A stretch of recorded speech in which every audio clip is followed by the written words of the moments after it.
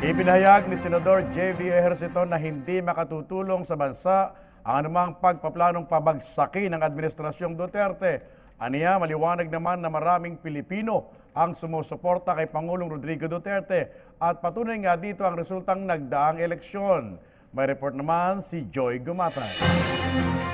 Ikinalulungkot ni Senator J.V. Ejercito ang paghahain ng impeachment complaint laban kay Pangulong Rodrigo Duterte mula mismo sa isang kinatawan ng mababang kapulungan.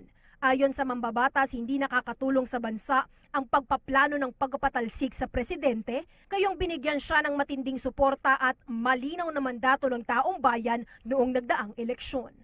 We support the president because he was given the mandate by the Filipino people.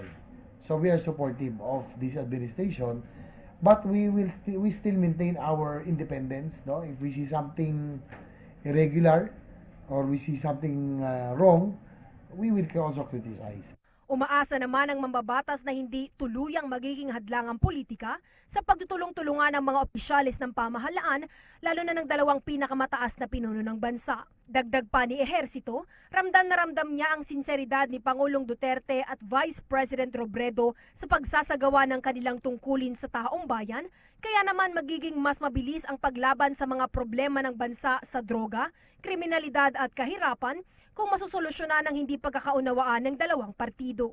I'm hoping that one day they'll both realize that it will not be healthy for the top officials of the land to not to be united.